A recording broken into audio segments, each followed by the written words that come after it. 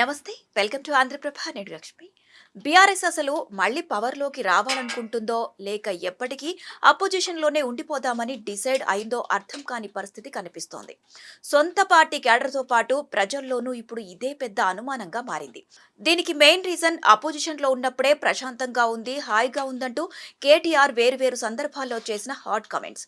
Power పోయాక ఫీల్డ్లో ఉంటూ ప్రభుత్వంపై గట్టిగా ఫైట్ చేయాల్సిన టైంలో కేటీఆర్ చేసిన ఈ శాంతి జపం కార్యకర్తల ధైర్యాన్ని దెబ్బతీస్తుందా లేక పవర్లో ఉన్నప్పుడు ఉండే ఒత్తిడి నుంచి బయటపడ్డానికి దీన్నో పొలిటికల్ రీసెట్ పీరియడ్ లా భావిస్తున్నారా? అసలు గులాబీ పార్టీ ప్లాన్ తిరుగుబాటా లేక దీని వెనుక ఏమైనా సైలెంట్ గేమ్ నడుస్తుందా అనేది ఇప్పుడు ఈ స్టోరీలో చూద్దాం.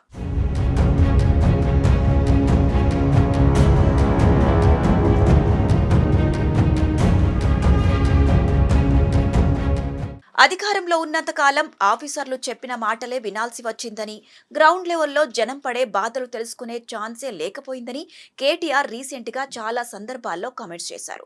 ఇప్పుడు ఆయన చేసిన ఈ వ్యాఖ్యలే గులాబీ పార్టీలో గట్టి కలకలాన్ని రేపుతున్నాయి.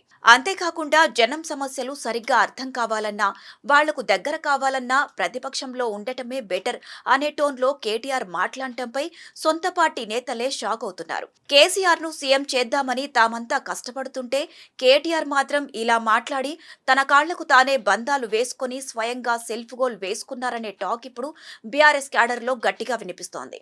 నిజానికి ఏ పొలిటికల్ పార్టీ అయినా సరే ఎన్నికల్లో పోటీ పడేది అధికారం కోసమే. అలాంటి సమయంలో పార్టీ కీలక నేతల నోటి వెంట ప్రతిపక్షంలో ఉండటం వల్ల కలిగే ప్రయోజనాల గురించి ఎక్కువగా వినిపిస్తే నార్మల్ గానే కార్యకర్తల్లో అనుమానాలు వస్తాయి. అయితే పవర్ పోయాక మళ్లీ పార్టీని బలోపేతం చేయడానికి క్షేత్రస్థాయిలో నాయకులు, కార్యకర్తలు చాలా కష్టపడుతున్నారు.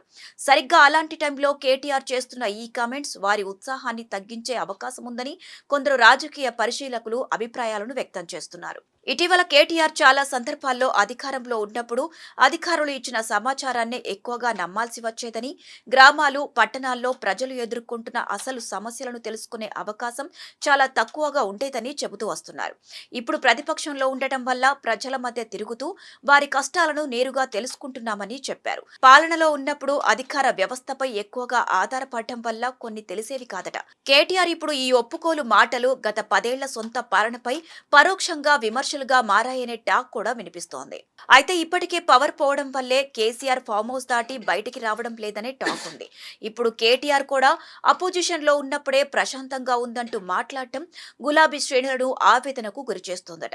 పార్టీని ఎలాగైనా మళ్లీ పవర్లోకి తేవాలని రాత్రింపవళ్లు కష్టపడుతున్న వారి ఆశలపై కేటీఆర్ వ్యాఖ్యలు నీళ్లు చల్లినట్లయింది.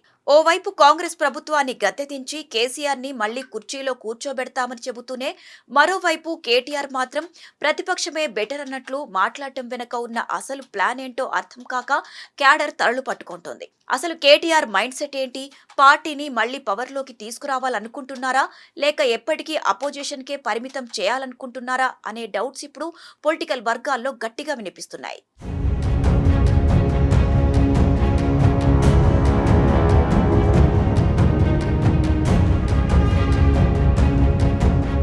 కేటీఆర్ వ్యాఖ్యలను మరో యాంగిల్లో చూస్తే అవి పార్టీ బలోపేతం కోసం వేసిన మాస్టర్ ప్లాన్ లో భాగమనే టాక్ వినిపిస్తోంది. అధికారాన్ని కోల్పోయిన తర్వాత చాలాసార్లు పార్టీలు తమను ప్రజలు ఎందుకు పక్కన పెట్టారు, ఎక్కడ తప్పు జరిగింది, పార్టీకి ఏ వర్గం దూరమైంది అనే పలు అంశాలపై దృష్టి పెడతారు.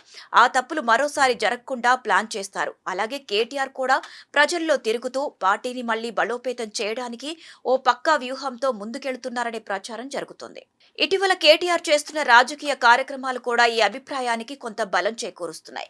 కాంగ్రెస్ ప్రభుత్వంపై కేసులు, అవినీతి ఆరోపణలు, ఉద్యోగాల భర్తీ, 6 హామీల అమలు వంటి అంశాలపై ఆయన నిరంతరం ప్రభుత్వాన్ని ప్రశ్నిస్తున్నారు. బహిరంగ చర్చలకు సవాళ్లు విసురుతూ ప్రజా సమస్యలపై నిరసన కార్యక్రమాల్లో కూడా పాల్గొంటున్నారు. కాబట్టి బీఆర్ఎస్ పూర్తిగా సైలెంట్ గా ఉందని చెప్పలేం. అయితే ప్రస్తుత అధికార కాంగ్రెస్ కూడా ఈ పరిస్థితిని పొలిటికల్ గా అనుకూలంగా మలుచుకునే ప్రయత్నం చేస్తోంది. సీఎం రేవంత్ రెడ్డి బహిరంగ సభల్లో బీఆర్ఎస్ పై తీవ్ర విమర్శలు చేస్తూ రాబోయే ఎన్నికల్లో ఆ పార్టీని మరింత బలహీనపరుస్తామని చెబుతున్నారు. బీఆర్ఎస్ ఎమ్మెల్యేలే కాంగ్రెస్ వైపు చూస్తున్నారని, భవిష్యత్తులో తెలంగాణ రాజకీయాల్లో ఆ పార్టీ ప్రాధాన్యం పూర్తిగా తగ్గిపోతుందని చెబుతున్నారు. మరోవైపు 2034 వరకు తానే సీఎంగా కొనసాగుతానని ధీమా కూడా వ్యక్తం చేస్తుండటం విశేషం. కానీ ఇక్కడ ముఖ్యమైన విషయం ఉంది. అదేంటంటే కేటీఆర్ చెప్పిన ఈ మాటలు కేవలం గత బీఆర్ఎస్ ప్రభుత్వానికే కాకుండా ప్రస్తుతం అధికారంలో ఉన్న కాంగ్రెస్ ప్రభుత్వానికి వర్తిస్తాయి. అధికారంలో ఉన్న ఏ ప్రభుత్వమైనా ఫైళ్లలో కనిపించే సమాచారం, అధికారుల నివేదికలపైనే ఎక్కువగా ఆధారపడాల్సి వస్తోంది. క్షేత్రస్థాయిలో ప్రతి సమస్యను స్వయంగా తెలుసుకోవడం అంత ఈజీ కాదు. అందుకే ప్రతిపక్షం చేసే పర్యటనలు, ఆందోళనలు ప్రభుత్వ దృష్టికి సమస్యను తీసుకురావడంలో కీలకంగా ఉంటాయని చెప్పొచ్చు. ఏది ఏమైనా కేటీఆర్ చేసిన ప్రశాంతత వ్యాఖ్యలు పొలిటికల్ సర్కిల్స్ లో పెద్ద ఎత్తున చర్చకు దారితీశాయి.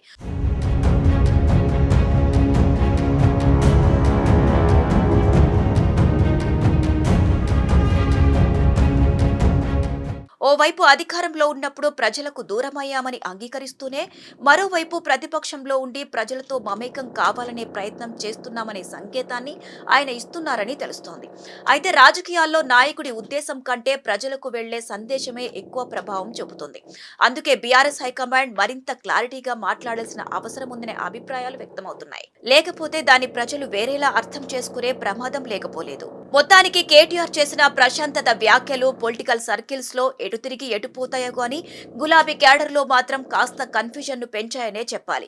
అధికారంలో ఉన్నప్పుడు అధికారుల మాటలే వినాల్సి వచ్చేదని, అపోజిషన్ లో ఉంటేనే జనం మధ్య ఉండే ఛాన్స్ వస్తోందని కేటీఆర్ చెప్తున్న మాటలు ఒక రకంగా సెల్ఫ్ గోల్లా కనిపిస్తున్నా, మరోవైపు తప్పులను సరిదిద్దుకొని మళ్లీ గట్టిగా పుంజుకోవడానికి వేసిన పొలిటికల్ రీసెట్ ప్లాన్ అని మరికొందరు అంటున్నారు.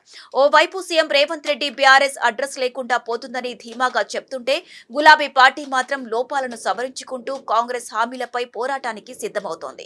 మరి కేటీఆర్ వి క్యాజువల్ కమెంట్స్ మాత్రమేనా, లేక కాంగ్రెస్ ను దెబ్బతీయడానికి వేసిన మాస్టర్ ప్లానా అనేది రాబోయే రోజుల్లో బీఆర్ఎస్ చేసే ఫీల్డ్ వర్క్ ను బట్టే క్లారిటీ రానుంది.